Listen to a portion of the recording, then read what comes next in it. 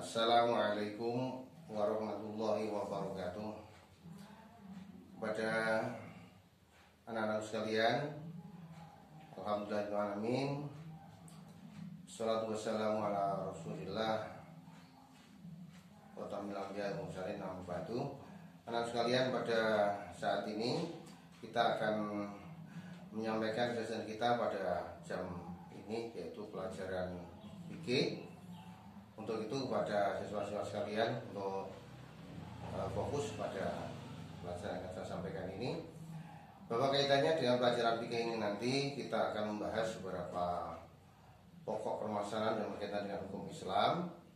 Untuk itu kita harus mengetahui lebih dahulu secara global apa yang disebut dengan syariat, karena antara fikih dan syariat itu tidak bisa lepas suatu pokok pembahasan. Kalau syariat sifatnya bersifat global atau mujmal, kemudian fikih itu adalah bagian dari syariah, karena fikih itu syariah itu merupakan satu hal yang global dan satu sistem, kemudian fikih merupakan subsistem yang akan kita bahas nanti bersama-sama. Oleh sebab itu, isi daripada syariah itu bisa berisi ada akidah, ada tasawuf, ada fikih, kemudian ada lagi akhlak, ya. Oleh sebab itu, kita sebagai umat Islam, kita harus memahami syariah secara keseluruhan, sehingga hal itu merupakan satu hal yang mutlak, harus dipahami oleh setiap orang muslim, ya. Nah, kaitannya dengan ilmu fikih ini adalah ilmu yang berkaitan dengan hukum-hukum syara.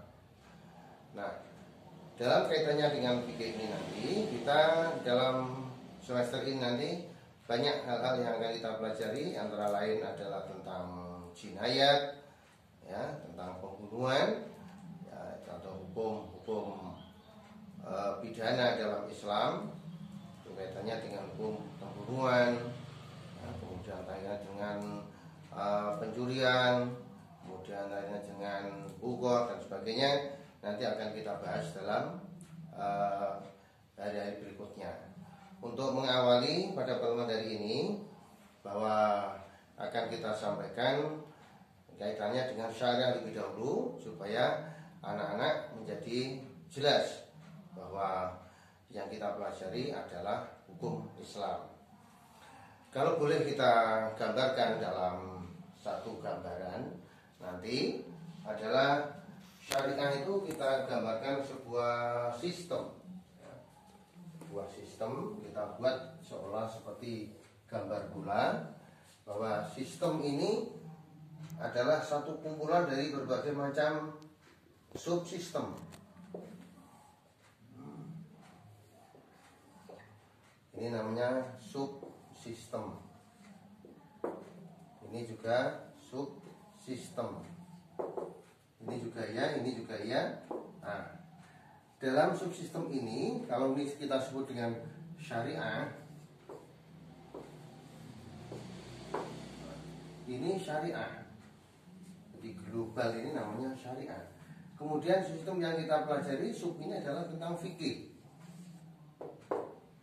Kemudian nanti kita ada pelajaran ya lagi namanya akidah. Kemudian ini ada lagi, misalkan nanti pembahasan berkaitan dengan tasawuf.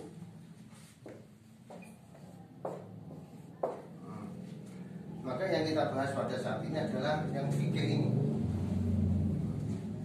Fikih itu kaitannya hal-hal yang menyangkut perbuatan orang-orang mukallaf, baik itu perbuatan yang wajib dilaksanakan maupun yang bersifat larangan, tidak boleh dilanggar. Makanya ini jangan dalam fikih. Kalau secara global, fikih itu adalah pemahaman daripada syara atau syariah ini. Ya, paham ya? Jadi fikih itu merupakan pemahaman dari syariah, sehingga dibutuhkan adanya kaidah-kaidah hukum juga nantinya. Nah, bersumber dari mana? Dari Al-Quran maupun Al-Hadis, ijma' dan qiyas. Itu nanti kaitannya dengan hukum-hukum yang akan kita bahas itu.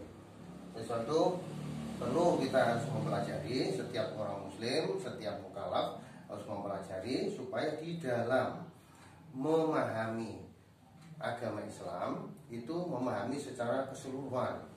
Jadi bukan hanya fikihnya saja, bukan hanya tasawufnya saja, bukan hanya akidahnya saja, tetapi keseluruhan. Maka inilah yang disebut dengan kafah. Memahami agama Islam harus secara keseluruhan, tidak boleh memahami hanya bersifat parsial saja. Sehingga nanti dikhawatirkan banyak orang-orang yang memahami Islam hanya segi akidah saja, sehingga mereka banyak yang menjadi orang-orang yang wahdatul wujud, ya, tadi itu manunggaling kawula Gusti. Dia yang penting taat pada Allah, tetapi tidak mau mengamalkan syariahnya. Syariat ini dalam fikih yang tidak mau dilaksanakan, sehingga perlu ada pembahasan itu. Dia harus paham. Nah, kalau orang hanya secara akidah dia melaksanakan, yang penting saya kan Islam, yang penting saya kan sudah beragama Islam, untuk sholat, untuk zakat, untuk haji, itu kan masalah pribadi. Justru itu sangat keliru. Yang harus dilaksanakan mutlak memahami Islam, ya syariah dan akidahnya juga, dan etika di dalam kita menjadi hamba Allah itu ada dalam bidang tasawuf, etika, akhlaknya kita bagaimana kepada Allah, bagaimana kepada Rasulullah, itu ada diatur. Bagaimana kita beribadah itu diatur nanti. Itu dalam pembahasan yang lain. Tapi kita berfokus kepada bahasan fikih ini. Maka ini mengawali dari pertemuan kita. Saya terangkan dulu kaitannya dengan apa itu fikih, ya, sehingga kita nanti penjabarannya kita akan tahu. Kalau dalam bab fikih itu secara awal dulu ketika Anda di Sanawi, ya, di MTS itu diajarkan tentang toharoh. Nah, toharoh meliputi tentang air, macamnya air berapa, cara menggunakan airnya bagaimana, kemudian tentang najis, kemudian tentang mandi, ya, bagaimana kita sholat itu harus bersih dari najis, pakaian, tempat maupun sarana yang kita gunakan semuanya harus suci.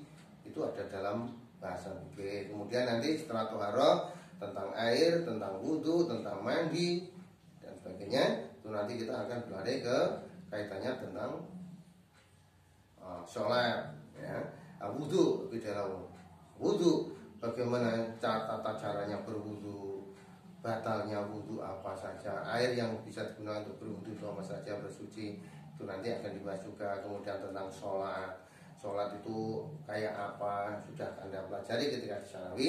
Nah, kita nanti ini sudah mengerucut mulai di SLTA.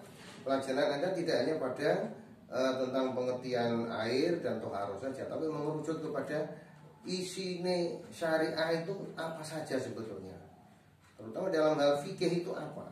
Nah, ini sampai kepada bab jinayat, ya. Jinayat ini dalam bidang berjarimah, dalam bidang hukum pidana, ini kaitannya dengan pembunuhan, ya. Makanya ini nanti yang kita bahas pertama itu adalah tentang pembunuhan. Oh iya, pembunuhan itu dilarang oleh syariat. Pembunuh dilarang. Kenapa dilarang? Karena melindungi personal atau jiwa di dalam Islam itu sangat-sangat dihargai. Sehingga di dalam Islam ada sifat-sifat yang namanya doruriyah, doruri. Kemudian ada yang sifatnya dengan haji atau hajiyah,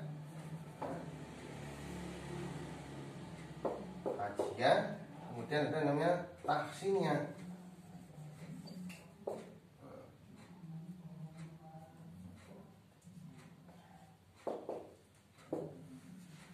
Kalau yang doruriyah ini sangat penting, ini sangat urgen, sangat utama. Yang diruri apa? Dalam hal yang doruriyah itu hifdzuddin, yaitu melindungi dari agama. Agama itu doruriyah, termasuk hal yang sangat dipentingkan.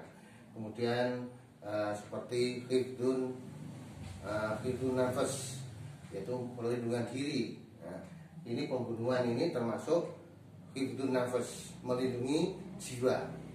Makanya membunuh sangat dilarang dalam Islam. Sehingga pembunuhan ini sampai hukumannya juga ada namanya kisos nanti kita. Hukum kisos itu adalah hukum seseorang yang melakukan suatu perbuatan menghilangkan nyawa seseorang dalam hal kisos yang pertama, maka dia harus juga dibunuh. Wah, kejam Pak ya. Ya kejam itu kan, untuk menghindari pembunuhan lebih selanjutnya lagi, orang yang membunuh pertama harus segera dibunuh. Wah, berat sekali. Ya itulah, itu hukum yang dibuat oleh Allah seperti itu. Kalau kita manusia masih pomo-pomo mau mesake besok, ya ini tobat muka-muka, tapi bisa di dalam agama memang ada. Jika dia memang diampuni, dia bertobat, diampuni oleh saudaranya, maka dia membayar denda saja, tidak dihukum bunuh. Nah, makanya nanti di dalam hukum bunuh ini bagian ada namanya hifdzuddin. Ada hifdzun nafas, ada hifdzul mal, ada lagi hifdzun nasl.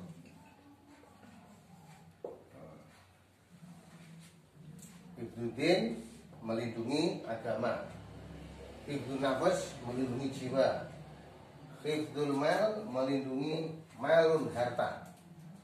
Maka karena perlindungan harta, maka dilarang, diharamkan kita untuk mencuri, ya, mencuri, menipu yang bersifatnya dalam menghilangkan harta seseorang, mengambil harta seseorang tanpa sah, maka itu namanya hifdzul mal. Kemudian hifdzun nasl, memelihara keturunan.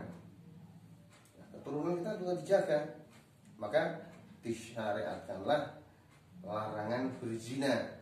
Karena status orang yang berzina itu nanti anaknya tidak akan punya status iki anak sopo. Nah, bocah orang duwe status iki sampean nek mati, nah, apa itu kalau bapaknya mati meninggal, dia dapat harta warisan tidak? Karena dia bukan anak sah daripada bapaknya tadi. Makanya ada syarat namanya akdun nikah. Nah, syarat nikah itu adalah dalam rangka untuk melindungi keturunan supaya keturunan itu jelas, syah menurut syariat. Kemudian dia bisa dihukumi sebagai anak, berhak untuk menerima nafkah, berhak untuk menerima warisan, ya, berhak untuk menerima hak-hak yang lain sehubungan dengan ikatan pernikahan dari orang tuanya itu. Ya. Makanya ini sudah berapa waktu yang kita laksanakan. Ini kita kembali lagi tadi hifdzun nafas, yang baru saya bahas ini adalah hifdzun nafas, yaitu memelihara jiwa. Nah, memelihara jiwa ini nanti ada beberapa jenis pembunuhan. Nanti Anda akan melihat namanya pembunuhan qatlun, ya. Qatlul amdi. Qatlul amdi itu namanya pembunuhan sengaja. Kemudian qatlul syibul amdi. Nah, kemudian ada qatlul syibul amdi itu adalah pembunuhan seperti sengaja, tapi ini adalah khotok. Khotok artinya tersalah, jadi keliru dia membunuh, tidak sengaja membunuh, menempelkan seseorang mati. Nah, itu dia tidak ada niat membunuh. Kemudian si berarti dia mau membunuh niatnya, tapi dia membunuh keliru, membunuh babi keliru manusia. Qatlul amdi membunuh dengan sengaja, maka dia adalah membunuh secara sengaja, juga tidak ada hukumnya. Maka dalam hal pembunuhan nanti akan dibagi beberapa ini. Ya, sementara ini secara singkat kita sampaikan pada anak sekalian yang berkaitan dengan pertemuan kita, mengawali pertemuan awal kita.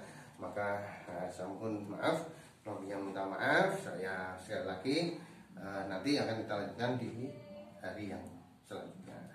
Sekali lagi terima kasih atas perhatiannya. Assalamualaikum warahmatullahi wabarakatuh.